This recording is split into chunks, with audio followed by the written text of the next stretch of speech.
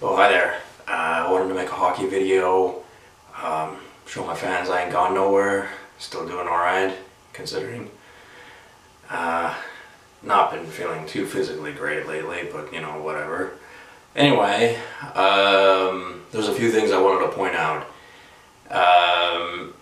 Okay, for starters, I haven't sat through a single period of any hockey game in the playoffs so far. I've watched highlights of when a team scores goals and penalties and things like that, and I've read up some stories. I watched a little bit of the Hockey Guy, but I haven't actually sat down in front of a television and watched the game. You know, I've had people hurl insults at me saying, "Oh, you don't deserve to be wearing a jersey. Take that off, you're a disgrace because you're not taking the time to watch a game of hockey." And it's not that I wouldn't enjoy watching a game, obviously, but there's just other things that I've been paying more attention to of late. Anyway, like when someone comes up to you and goes, "Oh, he doesn't even know what the current score is during the game." Like I've had people while I've been out shopping going, "Why are you here and you're not watching the game?" I wear jerseys most every day, and I don't need people to go, "Well, you're not really a hockey fan, blah blah blah blah," because a lot of counter arguments can be made towards them. I mean, what, you invest maybe $10 on NHL merchandise, if anything, and you sit through the games where they're winning, and then other than that you don't pay any attention to it. Doesn't really make you a fan now, does it? That's just something that some people don't understand. I like hockey in a different way. I think I have made a video where I've talked along similar lines. There's other theories that I want to get into, because there's a whole other world in National Hockey League. It's a big money-making apparatus for the government. It's the exact same thing as the Roman Colosseum, to entertain the masses and bring in massive amounts of revenue. Obviously, it's not exactly the same thing, but it's basically the same principle. And it brings in tons and tons of money, and when that happens, it creates secret societies. And there was just some things about this series so far. I'm hearing it's been very entertaining, a lot of the games, and I'm inclined to believe that. When I have some buddies over, some pizza, some beer, then it's all kosher to sit down and watch a hockey game. But in the meantime, I've been focusing on other things. But as I was saying, the National Hockey League is a big revenue machine that anything to do with money has to do with secret society as well. And I will point out this as an example. I watched the beginning part of the Winnipeg Jets, their first playoff game, and it was very strange. They were at home in Winnipeg, right? And it was supposed to be a whiteout. So like everyone had a white t-shirt on, white jerseys, and it was just slightly odd. They were playing Minnesota at the time, because it's actually jerseys. Doesn't matter what team, what city. Most jerseys that are sold the home colors. So it's usually, in this instance, it's dark blue. From Minnesota, it's green. Detroit, it's red. And I'm not saying that, the away jerseys, which are the white jerseys, which used to be the home jerseys, but they correctly changed that, over the years, in my opinion. Don't get bought. I'm not saying that people don't go out and buy white jerseys, but I would say good 7 out of 10 jerseys that are bought are of the home jersey and of the darker color, or just the color, like I wouldn't consider Detroit Red Wings red a dark red. It's just, not a white color is what it is. So they're showing panoramic views of the whole crowds and things like that, right? And they're all wearing white. And it's like, okay, so they bought some shirts for 20 bucks, 25 bucks. They were probably giving out shirts and things like that. But it was odd. It was as if there was no single blue jersey at all. And you go, that doesn't make any sense.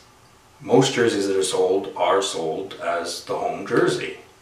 And, if someone doesn't really go to many games and they get the opportunity to go to a playoff game, they're, into hockey, but, work is quite often an obstacle for being able to go to games and things like that. You have one jersey, right? Some people have more, but most people have one jersey. Are they not going to wear that jersey just because, the event is supposed to be a whiteout? It doesn't make any sense. Or they're going to go, well, I spent $200 on this jersey that spends most of his time, in the proverbial closet, and I'm going to go out and buy a $20 shirt because I want to support the whiteout event.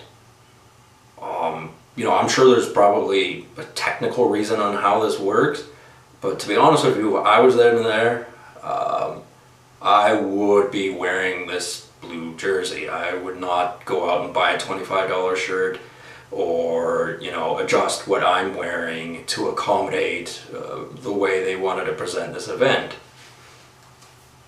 And as I said, they were showing panoramic views, and it really looked like there was nobody wearing a home Winnipeg Jets jersey. At least in the first game against Minnesota, I didn't see any of the other intros. In fact, as soon as they got to the national anthems, I went, I'm out of here. I've heard "Oh Canada" so many times, I can't stand that song. And the American song is just as bad. I'm not really patriotic in that sort of way.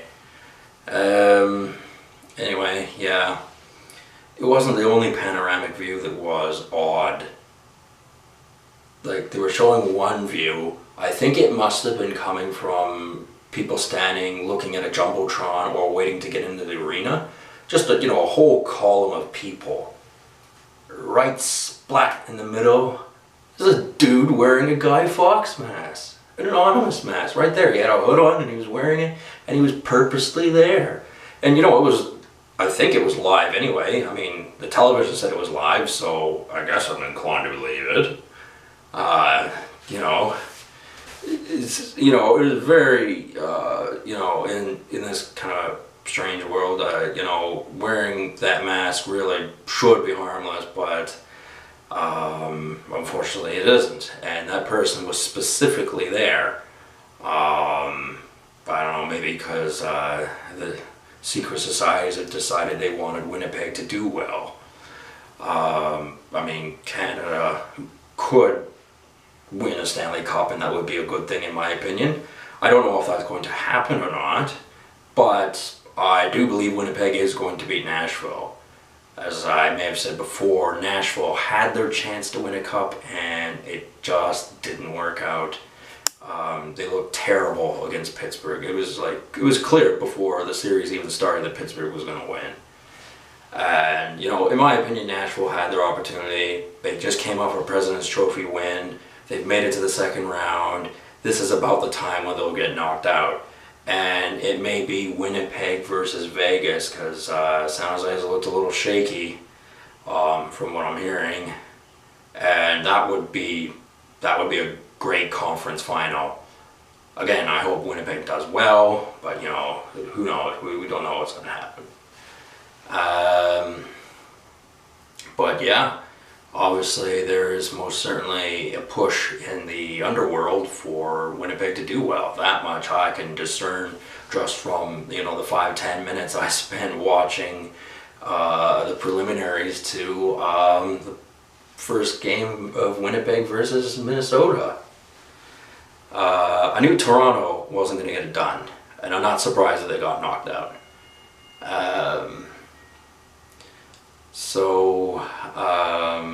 I'm just saying, Winnipeg, they may make it to the final, maybe even win the Stanley Cup, we don't know. I don't think it's likely though, but I think it is definitely possible. Vegas doing extremely well. They are a dominant team, and they're just well managed, and they look good, but I don't want them some upstart winning the Stanley Cup. I would prefer that didn't happen. Because, to be honest with you, I don't think the Vegas fan base really deserves a Stanley Cup right off the bat. Because I think that has a factor to play in as well, as what kind of a place is it really.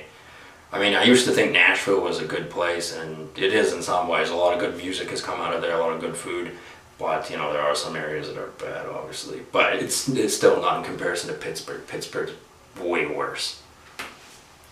And, people go, oh, well, that shouldn't be a factor. But guess what?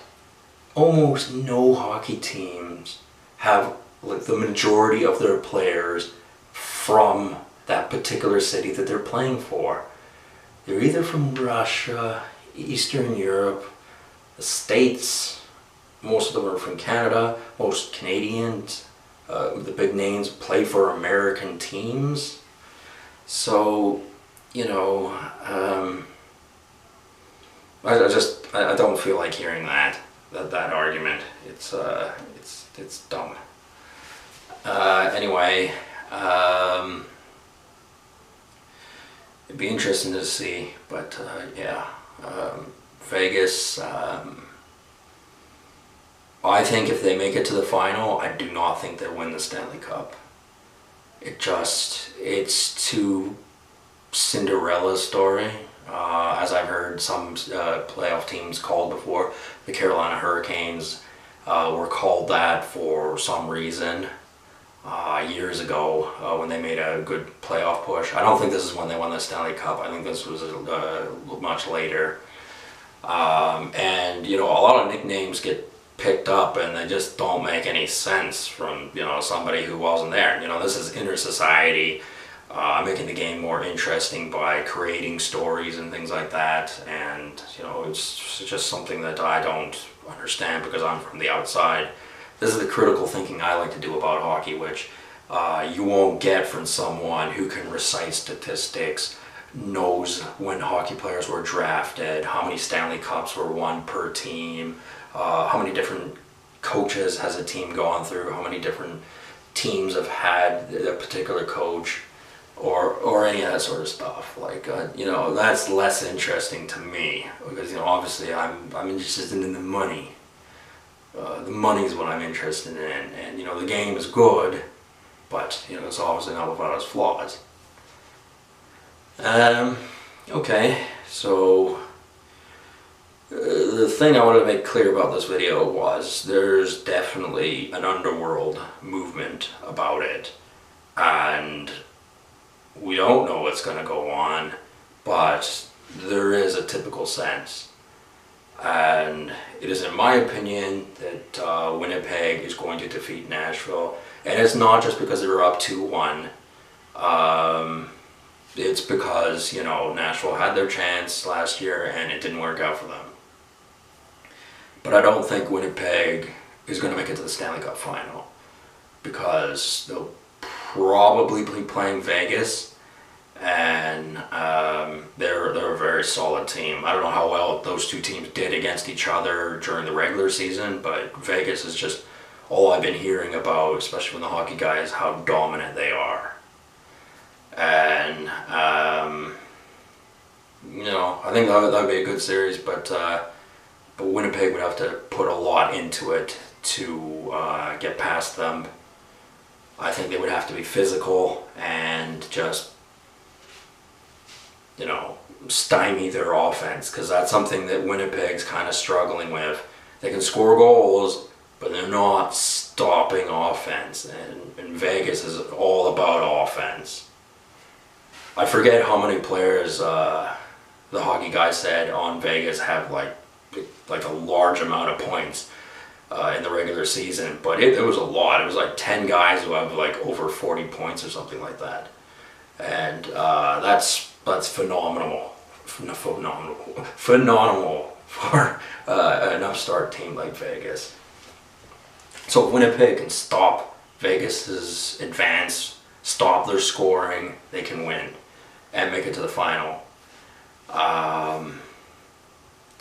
As for the other teams on the Eastern Conference, I will make a video about them in a little bit, hopefully today. Yeah, that's pretty much it. I didn't say much about San Jose because there's not much to say about San Jose. Vegas is gonna whip them left, right, and center. I mean, yeah, after San Jose's big push, they were the biggest losers the next playoff round. They lost to every team that lost to its opponent, which made them the biggest losers in the 2017 playoffs. I thought that when I saw that picture, that was hilarious. It took someone to point that out to me for me to understand that. But anyway, I will hear from you guys later. Have a good one.